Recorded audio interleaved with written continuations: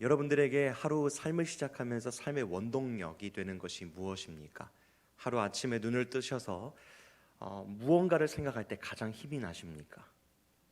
옆에 계신 우리 아내 혹은 남편 혹은 형제 혹은 어떤 것이 될지는 모르겠습니다만, 우리가 오늘 말씀을 듣기에 앞서서 이것이 내게 무엇인가, 하루 아침을 시작할 수 있는 그 힘과 원동력이 내게 무엇인가 한번 생각해 보면서 말씀을 함께 나누기를 원합니다. 2021년 미국의 한 여론조사 기관에서 우리나라를 포함해서 17개국의 선진국 성인 2만 명을 대상으로 설문조사를 실시했습니다. 그 주제는요, 인생에서 가장 중요한 가치는 무엇입니까? 라는 주제였습니다. 그 중에 많은 응답자들이 대답한 항목 제1위는 38%의 비율로 가족이라고 꼽았고요, 그 다음 직업이라고 꼽았고, 그 다음은 물질적인 풍요였습니다. 전체 17개국 중에서 14개의 국가가 이제 가족이 내 삶의 가장 중요한 가치, 내 삶의 가장 원동력이다라고 대답했는데요.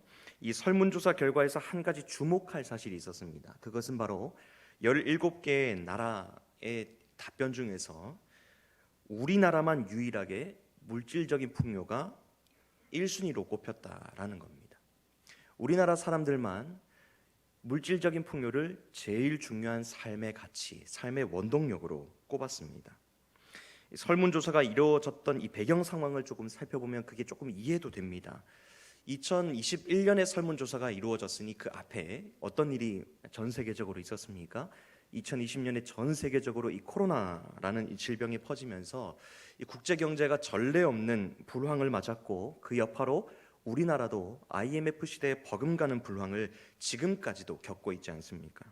그렇기 때문에 어쩌면 당연한 설문 결과라고 여겨지면서도 그만큼 우리 사회가 살아가는 것이 버거운 사회가 된 것은 아닌가 하는 씁쓸한 감정이 드는 것은 부인할 수가 없습니다. 이처럼 물질적인 풍요가 우리 삶을 살아가게끔 하는 힘의 원천이 되어서 거기에서부터 만족과 또 마음의 편안함을 느끼게 되었을 뿐만 아니라 세대를 불문하고 시시각각 변하는 이 주가와 재산 변동 상황에 촉각을 곤두세우며 사는 모습들을 어렵지 않게 볼 수 있습니다. 주가 하락 폭락 이런 것부터 시작해서 코인이라고 하는 이제 보이지 않는 화폐지요. 그 이제 가치가 얼마나 올라가고 얼마나 떨어지는가, 거기에 촉각을 곤두세우는 것이 오늘날 남녀노소를 불문하고 우리나라 여러 곳곳에서 볼 수 있는 현상이지요. 그렇게 하는 것이 오늘날 이 시대를 살아가기에 알맞는 모습같이 느껴지고, 그렇게 해야만 할 것 같은 이 초조함과 불안함을 느끼는 것도 사실입니다. 이러한 모습들이 우리 신자들 가운데도 어느샌가 우리의 삶에 들어와 있다라는 것이죠. 세상을 살아갈 때 힘을 어디에서 얻는지, 이 세상에서 우리가 마주하는 어려움들을 어떤 힘으로 극복해내고 이겨내고 거기에 대항하는지, 여기에 세상적인 가치가 신자들의 삶의 모습에서도 녹아져 있다라는 것입니다. 오늘 여러분들과 함께 이 사사기에 기록된 삼손의 이야기를 통해 이러한 세상 풍조 속에서 어떻게 살아가는 것이 진정 하나님의 자녀다운 삶의 모습인지, 그리고 우리는 무엇으로부터 이 세상을 살아갈 힘을 공급받을 수 있는지에 대한 교훈을 함께 받고, 그 가운데서 하나님께서 허락하시는 은혜를 발견하는 귀한 시간이 되기를 간절히 소원합니다. 이 삼손의 이야기 중에서 오늘 우리가 첫 번째로 발견하고자 하는 교훈, 우리가 꼭 기억해야 할 내용은 바로 첫 번째로 신앙의 연수와 직분이 우리의 신앙의 깊이를 대변하지 못한다라는 겁니다. 우리 오늘 함께 읽진 않았지만 사사기 13장 4절 5절 말씀을 함께 좀 읽어보겠습니다. 사사기 13장 4절 5절 말씀 함께 읽습니다. 시작. 그러므로 너는 삼가 포도주와 독주를 마시지 말며 어떤 부정한 것도 먹지 말지니라. 보라, 내가 임신하여 아들을 낳으리니 그의 머리 위에 삭도를 대지 말라. 이 아이는 태에서 나옴으로부터 하나님께 바쳐진 나실인이 됨이라. 그가 블레셋 사람의 손에서 이스라엘을 구원하기 시작하리라 하시니. 아멘. 오늘 우리가 읽은 이 13장 말씀을 보면 삼손의 신분과 정체성에 대해 우리가 알 수 있습니다. 방금 읽은 4절 5절 말씀 한번 다시 보니까요, 삼손은 하나님께 성별되어 바쳐진 나실인이라는 신분과 정체성을 가지고 태어났습니다. 하나님께서는 방금 읽은 이 사사기 13장 곳곳에서 나실인으로 바쳐진 이 삼손이 평생토록 지켜야 하는 나실인 규례를 삼손의 부모에게 알려줍니다. 나실인 규례는 크게 세 가지 금지 규례로 되어 있는 것을 볼 수 있는데요. 첫 번째는 오늘 본문 4절과 같이 오늘 방금 함께 읽었던 4절과 같이 포도주와 독주와 부정한 것을 먹지 말아야 한다라는 규정. 그리고 두 번째는요, 방금 읽었던 5절 말씀과 같이 머리에 삭도를 대지 말라라는 금지 규정입니다. 그리고 세 번째로는 민수기 6장 6절 말씀과 같이 시체를 가까이 하지 말아야 한다라는 금지 규정이었습니다. 이 특별히 세 번째 규례는 부모와 형제 자매가 죽은 때에라도 이 시체를 가까이 해서는 안 된다라고 이 규례를 지켜야만 할 만큼 이 나실인의 규례는 굉장히 엄격한 규례였습니다. 여기에서 한 가지 우리가 기억해야 하는 사실은, 나실인은 이스라엘 백성에게 주신 그 하나님의 율법과 겸하여서 이 나실인의 규례까지도 함께 지켜야 했다라는 사실입니다. 나실인의 규례만 지켜서 되는 것이 아니라 이스라엘에게 이미 하나님께서 부여하시고 허락하신 율법까지도 함께 지켜야 한다라는 것이죠. 세상과 구별된 존재로 살아가는 이스라엘 백성들 중에서도 하나님께 바쳐져 더 엄격하게 구별된 존재인 나실인은 이러한 정체성과 신분을 가진 존재였습니다. 자, 이처럼 삼손은 거룩하게 구별되어 하나님께 바쳐진 나실인으로, 그리고 이스라엘의 사사로 부르심을 받았기 때문에 하나님의 뜻과 목적에 따라 이스라엘을 구원하는 일에 자신을 들여 헌신해야 했습니다. 하나님께서도 그 일을 위해 삼손에게 필요한 은혜를 공급하십니다. 오늘 읽진 않았지만 사사기 13장 24절 25절 말씀 부분적으로 한번 보니까요, 앞에 보시면 하나님께서 삼손에게 어떤 은혜를 주셨습니까? 여호와께서 그에게 복을 주셨다. 첫 번째로 삼손에게 복을 주십니다. 그리고 25절 뒤에 보니까 여호와의 영이 그를 움직이기 시작하였더라. 하나님은 이 삼손이 그 나실인으로서, 그리고 이스라엘의 사사로서 이스라엘을 구원할 그 사명을 감당하게 하기 위해서 복을 주시고 하나님의 영을 그에게 부어 주십니다. 그런데요, 곧바로 이어지는 14장 1절 2절 말씀에서 하나님께서 복을 주시고 하나님의 영을 주신 것과는 정반대의 반응을 삼손이 보이고 있습니다. 어떤 반응을 보이는지 우리 14장 1절 2절 말씀 함께 읽어보겠습니다. 1절 2절 시작. 삼손이 딥나에 내려가서 거기서 블레셋 사람의 딸들 중에서 한 여자를 보고 올라와서 자기 부모에게 말하여 이르되, 내가 딥나에서 블레셋 사람의 딸들 중에서 한 여자를 보았사오니 이제 그를 맞이하여 내 아내로 삼게 하소서 하매. 아멘. 하나님께 거룩하게 구별하여 바쳐졌고 하나님께서 쓰시기 위해 복을 주시고 하나님의 영을 받은 삼손이 어떻게 합니까? 복을 받고 하나님의 영을 받은 이 삼손이 대적인 블레셋을 쳐서 무찔러도 지금 모자랄 판에 어떻게 합니까? 그 중에서 한 여자를 보고 혼인을 하겠다라고 합니다. 오늘 우리가 읽은 이 개역개정 성경을 보면 삼손이 딥나에 내려가서 이렇게 얘기하지만 히브리어 원문을 보면 한 여자를 보았다라고 합니다. 그러면서 이 삼손이 맨 뒤에 가장 불리한 이 말들을 적어 놓습니다. 뭐라고 얘기하냐면 그 사람이 블레셋 사람의 딸들 중 한 사람이다. 이것을 가장 뒤에다가 기록합니다. 무슨 의도냐면 자기에게 있어서 불리한, 부모가 딱 봐도 반대할 만한 그 내용을 가장 뒤에다가 얘기하는 겁니다.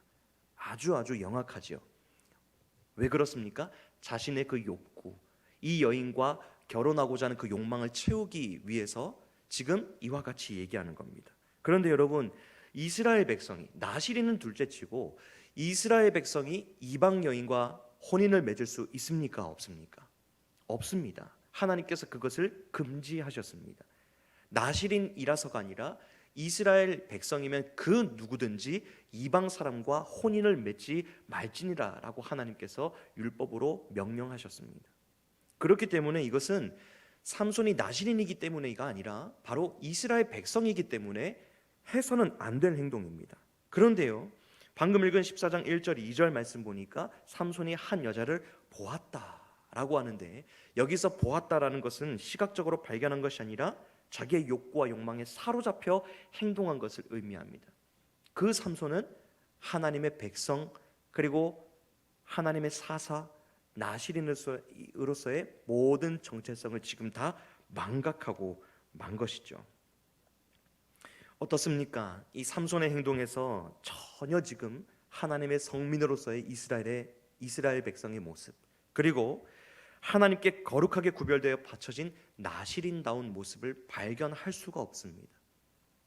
아주 영악하게 자신의 그 욕심대로 이루려고 이 여인이 블레셋 사람이다라는 것은 제일 뒤에 빼고 자신의 욕망을 이루려고 자신의 부모를 설득하고 완강하게 나가는 이 모습을 보고 어떻게 이 사람이 나실인은커녕 이스라엘 백성이라고 할 수 있겠습니까? 그럼에도 불구하고 아이러니한 것은요, 이어지는 14장 15장 말씀을 보시면 이 삼손을 통해서 여러 이적들이 일어난다라는 사실입니다. 여러분들께서 잘 아시는 것처럼 14장 15장 말씀을 보시면 삼손이 자신의 힘으로 젊은 사자를 찢어 죽입니다. 그리고 뿐만 아니라 여우 300마리를 붙들어 횃불로 만들고 블레셋 사람들을 그 불로 처단을 하죠. 그리고 그 결과로 복수하러 온 이 블레셋 사람 1000명을 라맛레이에서 처단하기까지 합니다. 여기에서 우리는 이 삼손이 발휘했던 괴력이나 그 괴력으로 일으켰던 이 이적에 초점을 맞추기보다 그 동기에 우리는 주목을 해야 합니다. 와, 삼손이 맨손으로 이 사자를 찢어 죽였구나.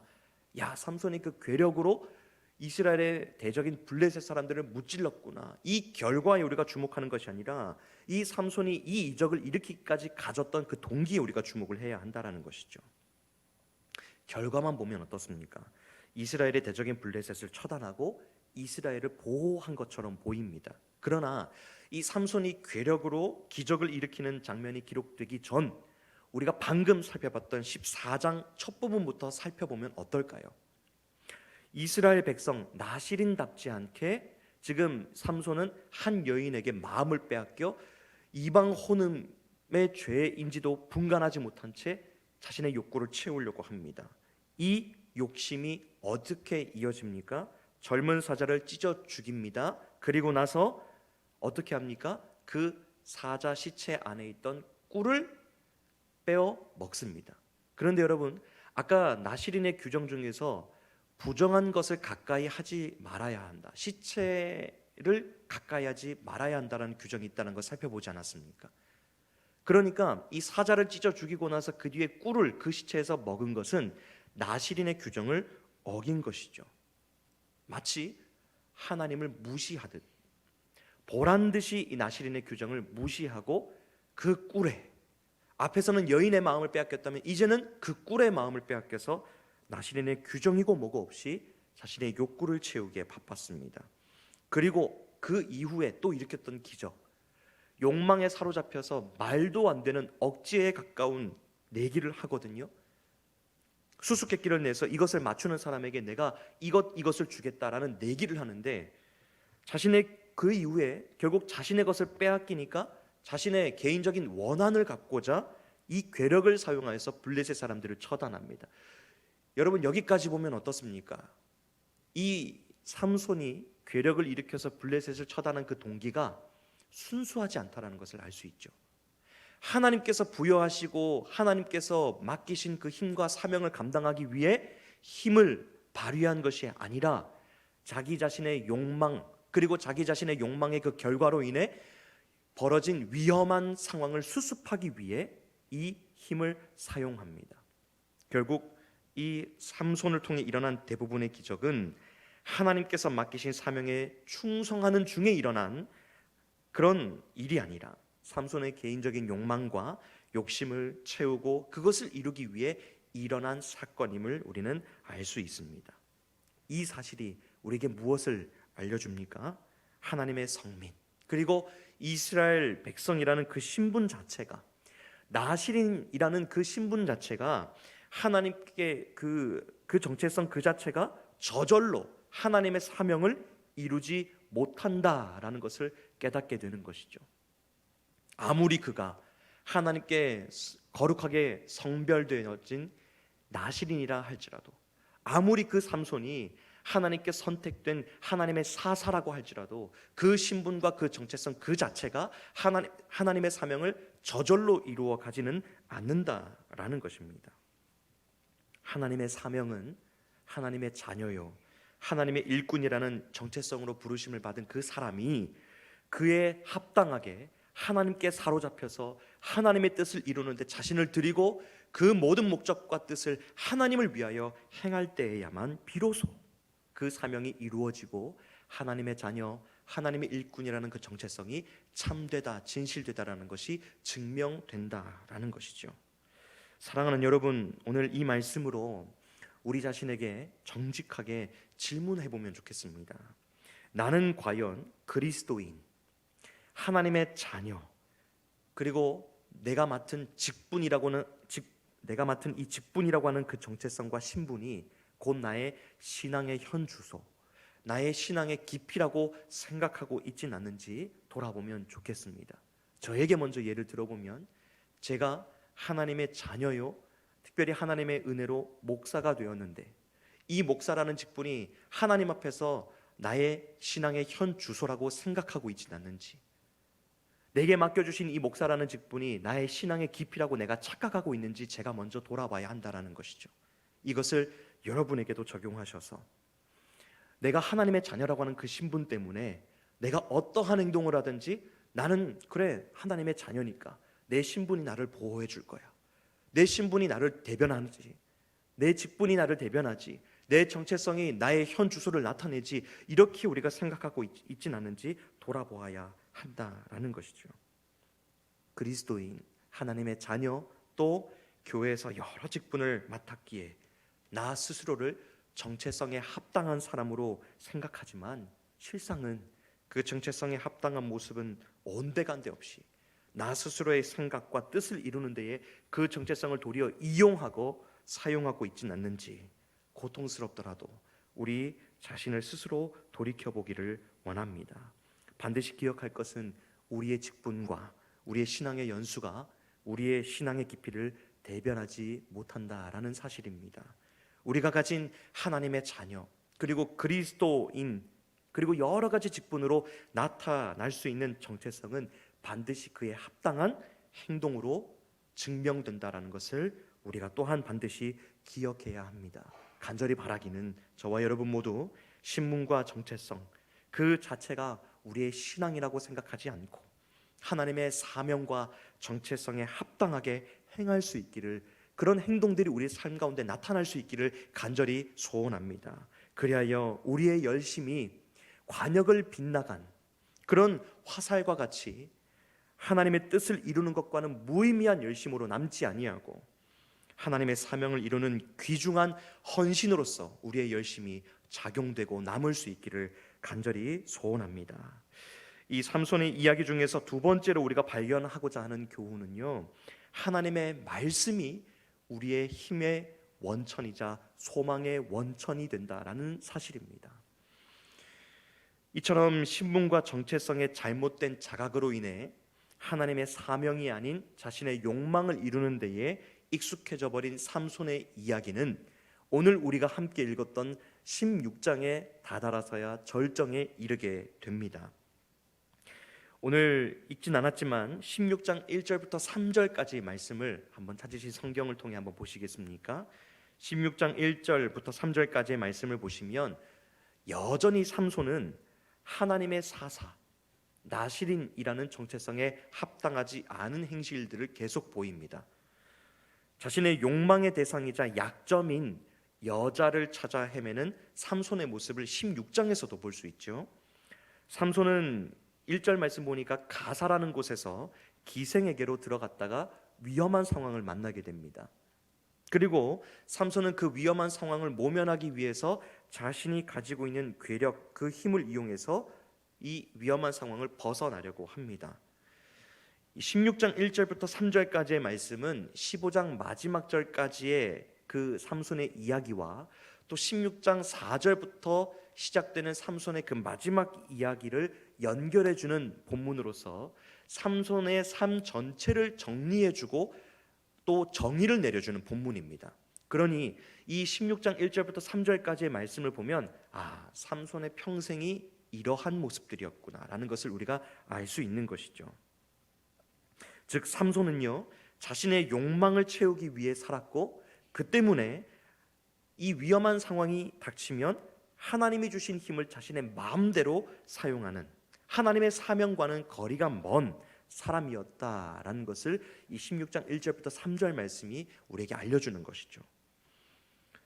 그리고 이 삼손의 이야기의 절정과도 같은 에피소드가 시작되는 16장 4절 말씀을 보니까 또 삼손이 어떤 사람을 만났습니까? 들릴라라는 사람을 만납니다. 이 삼손의 이야기에서 여인을 향한 집착이 끊이지 않는 것을 볼 수 있습니다. 블레셋 사람들의 손에 이 삼손은 골칫덩이였기 때문에 블레셋 사람들, 이 방백들은 이 삼손을 해치우기 위해, 처리하기 위해 들릴라를 찾아가서 삼손의 약점을 알아내달라고 부탁을 하죠. 그러자 이 들릴라가 6절 말씀에서 이렇게 말씀합니다. 6절 말씀 한번 띄워주시겠습니까? 당신의 큰 힘이 무엇으로 말미암아 생기며 어떻게 하면 능히 당신을 결박하여 굴복하게 할 수 있을는지 내게 말하라. 여러분, 이렇게 들릴라가 삼손에게 물었습니다. 여러분, 이 말이 어떻게 들리십니까? 아주 친절한 말투, 그렇게 들리십니까? 이 말을 가만히 보면요, 지금 대놓고 나 당신 죽일 방법을 찾고 있습니다 라고 지금 들릴라가 말하는 겁니다. 여러분, 그럼 정상적인 사람이라면 이런 말을 들었으면 어떻게 해야 됩니까? 들릴라가 이런 말을 했다, 그 말을 내가 들었다. 그럼 여러분이 만약에 삼손이라면 어떻게 하시겠습니까? 저 같으면 아마 겁이 나서 당장에 짐을 싸서 도망갈 것 같습니다. 그런데 여러분, 삼손이 어떻게 반응을 합니까? 화를 내거나 자신이 가진 괴력으로 이 상황을 모면하기는커녕 어떻게 합니까? 오히려 거짓된 정보를 흘려가며 여유를 부립니다. 나는 사실 말이야, 이렇게 하면 힘이 빠져 라고 거짓된 정보를 흘려가며 마치 위험한 상황을 즐기는 것처럼 여유를 부립니다. 이러한 들릴라의 노골적인 질문과 삼손의 여유로운 거짓말은 3번이나 반복이 되었습니다. 삼손이 이와 같이 자신의 생명이 위태로움에도 불구하고 여유를 부릴 수 있었던 까닭은 무엇일까요? 삼손이 신앙이 좋았기 때문일까요? 그래서 이 블레셋 사람 따위가 나를 어떻게 하지 못할 거야. 왜? 하나님이 나를 지켜주니까. 그 이유 때문에 이렇게 여유를 부렸을까요? 아닙니다. 삼손이 자신의 생명이 위태로움에도 불구하고 여유를 부릴 수 있었던 이유는 앞에서 살펴보았던 것처럼 자신의 신분과 정체성이 자신의 능력인 것처럼 착각하고 하나님이 주신 힘을 자신의 소유물인 것처럼 착각하는 교만함 때문에 이처럼 거짓된 여유를 부릴 수 있었던 겁니다. 삼손이 이처럼 3번이나 거짓말을 하자 이 들릴라가 15절 보니까 어떻게 말합니까? 삼손에게 있어서 가장 약점인 이 사랑이라는 단어를 사용합니다. 그러면서 당신이 나를 사랑한다라고 하는데 어떻게 나를 이렇게 희롱할 수 있느냐라고 삼손을 재촉하지요. 앞에 3번까지는 이 삼손이 끄떡도 하지 않았습니다. 그러나 이 사랑이라는 말로 이 들릴라가 삼손을 유혹하니까 그때 삼손의 반응이 어떻습니까? 그 마음이 너무나도 괴로웠다라고 우리가 읽은 본문에 기록을 하고 있죠. 그러면서 17절 말씀과 같이 진심을 드러냅니다. 그러면서 자신의 힘이 어떻게 하면 빠지는지, 자신에게 있어서 약점이 무엇인지 알려주죠. 뭐라고 말합니까?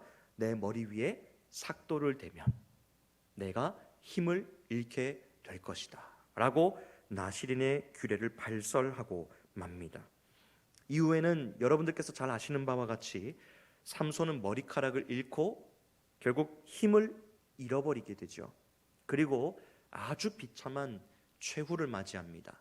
두 눈이 뽑히고 블레셋 사람들의 손에 붙잡혀 가서 감옥에서 맷돌을 가는 이런 수치를 당하게 되고 맙니다. 이 사건에서 우리는 삼손이 힘을 잃어버린 이유를 나시린의 규례, 즉 머리에 삭도를 대었기 때문이라고 생각할 수 있습니다. 실제로 오늘 본문에 보면 머리 7가닥을 밀렸고 그 이후에 힘이 없어졌기 때문에 우리가 그렇게 생각할 수 있습니다. 그러나 오늘 본문의 마지막 절인 22절이 이 부분에 관련해서 아주 중요한 단서를 우리에게 제공해 주고 있습니다. 우리 22절 말씀을 함께 읽어보겠습니다. 22절입니다. 시작. 그의 머리털이 밀린 후에 다시 자라기 시작하니라. 아멘. 삼손의 머리카락이 삼손이 가진 힘의 원천이었다면 머리가 다시 자라고 난 뒤에 어떻게 되어야 합니까? 다시 그 힘이 회복되어야 합니다. 그러나 22절 이하의 말씀을 보시면 삼손이 머리카락이 자라고 난 뒤에 곧바로 힘을 얻었다라고 말합니까? 아니지요. 여전히 그는 힘이 없는 채로 그렇게 비참한 하루하루를 보내고 있습니다. 그렇다면 삼손이 힘을 잃어버린 원인이 무엇일까요? 그 이유는 바로 20절 말씀, 하반절 말씀과 같이 하나님께서 삼손을 떠나셨기 때문입니다. 우리는 여기서 다시 생각합니다. 하나님께서 삼손을 떠나신 이유가 삼손이 나시린의 규례를 어겨서, 즉 머리에 삭도를 대었기 때문에 하나님께서 이 삼손을 떠나신 건 아닐까라고 말입니다. 이러한 생각이 부분적으로는 맞는 말이지만 하나님께서 삼손을 떠나신 데에는 더 근본적인 이유가 있습니다. 그것은 바로 삼손이 하나님의 말씀에서 떠났기 때문입니다. 설교 서두에서 살펴봤던 이 나시린의 규례, 하나님이 삼손의 부모에게 말씀하셨던 나시린의 규례를 우리가 다시 한번 살펴보면 하나님께서 13장 14절에서 금지 명령이 아닌 반드시 해야만 하는 규례를 주셨다라는 것을 알 수 있는데요. 우리 사사기 13장 14절 말씀 같이 한번 읽어보겠습니다. 시작. 포도나무의 소산을 먹지 말며 포도주의 독주를 마시지 말며 어떤 부정한 것도 먹지 말고 내가 그에게 명령한 것은 다 지킬 것이니라 하니라. 아멘. 삼손이 힘을 잃어버린 근본적인 이유가 여기에 있습니다. 저기 14절 맨 마지막 부분 보니까 무엇을 반드시 하라고 말씀하십니까? 바로 내가 그에게 명령한 것은 다 지킬 것이니라. 세 가지의 금지 규례를 주시고 한 가지 반드시 해야 하는 규례를 주셨는데 그게 바로 내가 그에게 하는 명령을 다 지켜 행할 것이다 라는 규례입니다. 여러분, 여기서 하나님이 하신 그 명령은 어떤 말로 바꿔볼 수 있을까요? 하나님의 말씀으로 바꿔볼 수 있습니다. 즉, 이 나시린 삼손은 반드시 해야만 하고 지켜야 하는 그 규례가 있었는데 그게 뭐라는 겁니까? 하나님의 말씀을 지켜 행하는 것이었습니다. 하나님이 삼손을 떠나신 이유가 바로 여기에 있었다라는 겁니다. 삼손이 머리에 삭도를, 눈에 보이는 그런 규례처럼 머리에 삭도를 대었기 때문에, 그래서 그의 머리 7가닥이 밀렸기 때문에 하나님이 그를 떠나신 것이 아니라 눈에 전부 보여지지는 않지만 멈추지 않고 살아 역사하시는 하나님의 말씀이 그 삼손의 마음과 삶 가운데 떠났기 때문에 하나님께서 삼손을 떠나셨고 그 때문에 삼손이 힘을 잃게 된 것입니다. 뒤집어서 얘기해 보면 삼손의 힘의 원천은 어디에 있었다는 겁니까? 하나님의 말씀에 있었다라는 것이죠. 여러분, 하나님께서 금지 규례, 이 나시린 규례, 율법을 왜 주셨을까요? 그들을 괴롭히기 위해서일까요? 아니죠. 오직 그 하나님의 말씀 안에서만 이 이스라엘 백성, 하나님의 그 자녀가 그 안에서만 보호를 받고 그 안에서 진정한 행복을 누릴 수 있다라는 것을 알려주시기 위해 하나님의 자녀에게 율법, 말씀, 그리고 이 삼손에게는 나시린의 규례를 주신 것이 아니겠습니까? 그러나 삼손은 그 하나님의 마음과 하나님의 그 모든 말씀을 다 무시하고 말았습니다. 그렇기 때문에 힘을 잃어버리게 된 것입니다. 이후에 삼손은 처음이자 마지막으로 하나님께서 부르신 부르심에 합당하게 자신에게 부여하신 그 사명에 합당하게 하나님께 능력을 달라고 간구합니다. 그 이전에는 구하지 않았습니다. 그 이전에는 블레셋 사람을 쳐서 이길 때에 하나님 제게 능력 주십시오. 하나님 저로 하여금 저 블레셋 사람에게 보내셔서 하나님께서 맡기신 이 사명, 이스라엘을 구원해내는 사명을 감당하게 해 주십시오라고 단 한 번도 하나님께 요청하지 않았습니다.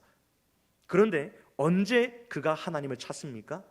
모든 것을 잃어버렸을 때, 두 눈이 뽑히고 손발이 묶여서 아무것도 하지 못할 때, 바로 그때야 비로소 내가 가졌던 힘이 하나님께서 주셨기 때문에 가지고 있을 수 있었던 힘이었구나 라는 것을 그제서야 깨닫고 하나님께 능력을 간구합니다.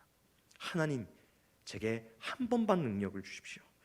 제게 한 번만 힘을 주셔서 이 블레셋의 원수, 저 다곤 신상 앞에서 하나님의 이름을 욕되게 하고 이스라엘을 욕되게 하는 저 원수들에게 복수할 수 있게 해주십시오 라고 처음이자 마지막으로 하나님께 간구합니다.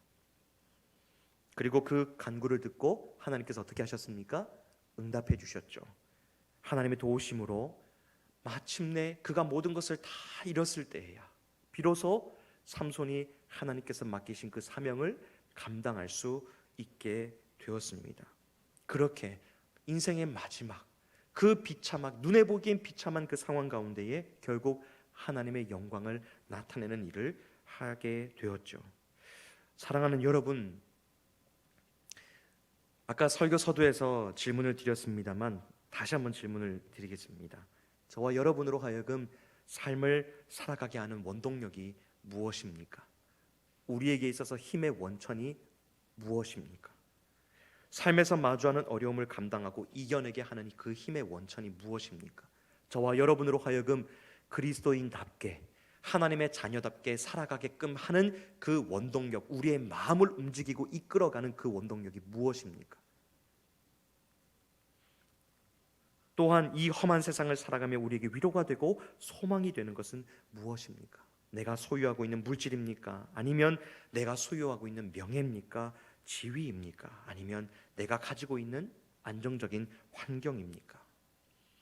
우리 눈에 보여지는 것, 우리 눈에 매력적으로 다가오는 것, 우리 마음을 흡족하게 하고 흔들기에 충분한 것들이 세상에 가득하지만 오늘 이 말씀을 함께 나누고 난 뒤에 저와 여러분에게 오직 하나님만이 내 삶의 원동력이십니다.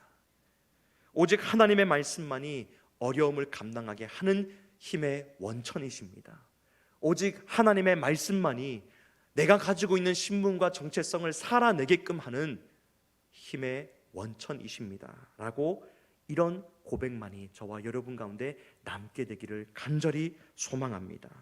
시편 18편 30절 31절에서 다윗은 오직 하나님과 하나님의 말씀이 자신의 힘과 방패가 된다라고 고백을 하는데요, 우리 시편 18편 30절 31절 말씀을 같이 한번 읽어보겠습니다. 시작.